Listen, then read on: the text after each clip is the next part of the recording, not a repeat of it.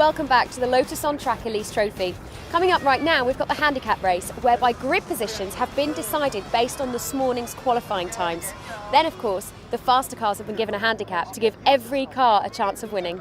Now that handicap comes in two forms. Partly it comes depending on when you start. Some will start 20 or 40 seconds after other drivers. But also, this is now a 13-lap race. However, the quicker drivers do all 13, the slower drivers do 12, or in some cases 11 laps. Drivers given what are called credit laps, and so the slow ones do 11. Quick ones, like Simon Scuffham, who starts at the very front of the grid, will have to do all 13 laps. So too will Andrew Walsh. See on that grid caption, the -1 next to the drivers' names. That suggests that they are doing 12 laps. They've got one credit lap, therefore, and amongst them, one of the quicker drivers to be found is number 40, Nick Kay. Chris Randall, who won the earlier race, he has to do all 13 laps, but Sarah Crowder there only has to do 11. She's got 2 credit laps. She's a bit slower than some. All of this unwinds as the race wears on, so in theory, by the end of lap 13, you'll have everybody running together. One or two may well have been sandbagging in the qualifying session, but let's wait and see how it all pans out. The cars will be started at intervals. Some will go at the very start, others 20 seconds later, then 40 seconds, and then there's another batch of drivers who go 55 seconds later, and you've got these credit laps to look out for as well. So, the first gaggle of cars leaves the line. Simon Scuffham, one of the quicker drivers in this first grid, so too is number 6, Andrew Walsh, down towards the first corner then. You can see there, Simon Scuffham it is who grabs the lead as they turn their way through. Paul Golding, number 2, goes through. Nigel Gota, number 4, is another one to look out for. The second grid of cars now gets underway, and you've got Chris Randall in that gaggle. He was the man that won the earlier race in fine style, and in fact Chris Randall there goes charging up on the inside, easily moving himself to the head of that gaggle of cars. But Chris Randall has got to do 13 laps now to the 11 or 12 of many other drivers. He's up against it. The third grid leaves the line. These are the ones starting 40 seconds later. Russell Treasure being one of them, and Nick Kay behind him. Now Russell Treasure is on 1 credit lap, so also is Nick Kay in this same gaggle of cars. You've got 42 there, Mark Goodate. I just reckon that Russell Treasure or Nick Kay could be ideally placed to come away from this with a win, given their speed and the fact they're doing 1 lap less than many others. Steve Williams there heading the next gaggle of cars, number 18. These are the cars starting 55 seconds, very nearly a full lap after everybody else. So, the race underway. And with every car passing the timing line, so the order is going to shuffle itself. Paul Golding there making a good getaway. One or two others trying to work their way up through the order. Number 15, Paul Quinn, former ARP Formula 3 racer. 95, Gavin Kirby's orange and white car goes through. And there is Sarah Crowder, who effectively leads the race at the moment because she has to do 2 laps less than most other drivers. Russell Treasure there behind Nick Kay. Now that could be significant. Nick Kay getting himself to the head of that little gaggle as they drop down towards the S's. Number 13, Matthew Bartle comes through. 62 is one of the Vauxhalls that we have in the race. VX220 of Tom Chataway, but this is Mark Goodate's view. He gets it all crossed up. Round he goes, coming into Russell. Squeal of tires, loads of revs as he gets it back in the right direction and carries on. That will have cost him a bit of time, but it didn't seem to lose him too many, if any, places at all. Nick Kay just diving up on the inside. Number 40, the white car, there it is. That's the one to watch now, the white Elise. Nick Kay returning to racing after a few years away. Helicopter pilot goes through, then up on the inside of Doug Setters, gaining ground. Remember, Nick Kay doing 12 laps against the 13 of some. He's got 1 credit lap, and that could well prove to be crucial. Number 8, Graham Walsh goes through. That was the car that ignited itself during the earlier race, the scratch race. The rest of the field comes pouring its way onto the Revit straight, and you can see there the Vauxhall in the hands of a hard-charging Tom Chataway looking to try to gain ground. Now that's Simon Scuffham, who led away from the line, now trying to work his way up through the order as they come down towards Russell. Remember that he's 2 laps behind some drivers because of the way that the credit laps work out. Sprinting his way now up past the pit, still striving to work his way up the order overall. Mark Goodate there comes through the S's, recovering after his spin, and Sarah Crowder now losing places. Steve Williams just nips up the inside of her. Now Steve Williams is a 12-lap driver in all of this, so he's unlapped himself once. Next time around he can start making places. Nick Kay here diving down towards Russell. Gavin Kirby fends him off. Gavin having had a really good season so far, winning both times in his class, and I'll say within the scratch races, but Nick Kay right up behind him as they go over the start and finish line.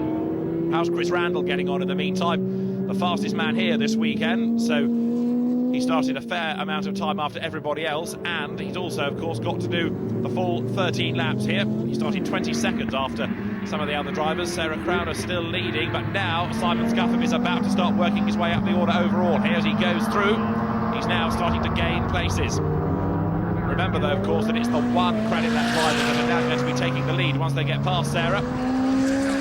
It's still the likes of Nick Kay and Russell Treasure you need to be looking out for, because they now are starting to work their way up through the field. Steve Williams as well, he's on one credit lap, remember, number 18, there he is, going ahead of Russell Treasure. The rest of the field here still pouring its way through. Accelerating up past the pits then, the drivers that started with 2 credit laps, still in a reasonably good position overall, but it's the likes of Williams and Kay and Treasure that are working their way up the order, and so too Chris Randall and Simon Scuffham. They've got more work to do, and they're getting there slowly but surely. A rather slow number 4 there, turning its way through Riches. That's the car of Nigel Gota.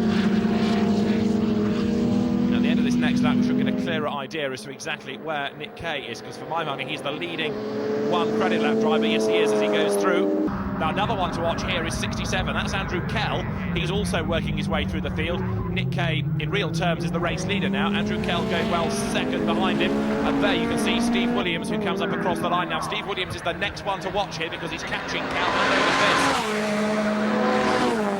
this. Through they go, past the pits, down towards the right-hander of Riches. It's the white Elise, though, the one in the lead, number 40 of Nick Kay. That car now sitting pretty, I think. Matthew Bartle is the best of the 2 credit lap drivers, and the fact that he's hanging on to such a good place overall means that handicapper may have been hoodwinked a bit by this. Now this is the battle for 3rd place, where Andrew Kell has got Steve Williams right up behind him. Down they come towards the S's. Kell just keeping Steve Williams at bay as they go left and then right, having to work their way past the theoretically slower cars. And there is Andrew Kell and Steve Williams, nose to tail look. Nose to tail out of Coram, down towards Russell. Steve Williams makes a move on the inside there. There's just about room for him, but he does it. He goes through, and that puts him up into 3rd place now. Race order, Nick Kay, number 40, leading in 2nd place, then number 13, Matthew Bartle, then Steve Williams up to 3rd, ahead of Andrew Kell, with David Skeggs also doing a good job. He runs 5th at the moment, and Simon Scuffham, with the no credit laps given to him, in other words, having to do the full 13 laps, into the top 6 now. Chris Randall's up to 7th. And this, for the final time, is Nick Kay emerging from Russell, powering his way now up towards the start and finish line. The checker flag at the ready. Nick Kay wins the handicap race in the Lotus on track Elise Trophy. 2nd across the line should be Matthew Bartle, but here for 3rd, they're still hard at it. Look, Kell has gone back ahead of Williams. They overlap around Coram, but once again, Williams goes through there. There's the 2nd place man, Matthew Bartle, and he's going to be very lucky to hang on to 2nd, because he's got the quicker Steve Williams breathing down his neck now. Powering their way up towards the line. Matthew Bartle is just going to hang on to 2nd, is he? Yes, he is, but Steve Williams and Andrew Kell virtually dead heat as they go across the line. Just 55 thousandths of a second separating them for 3rd and 4th places. Matthew Bartle very happy with finishing 2nd. 3rd goes to Steve Williams, and Andrew Kell finishes 4th. But no doubt about the winner, Nick Kay, using his years of experience to good effect, and confirmation of the top 10. Good drives put in by Simon Scuffham and Chris Randall to go 6th and 7th.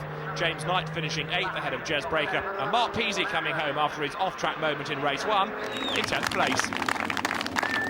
So the drivers head to the podium. Good drive by Steve Williams to give him 3rd place.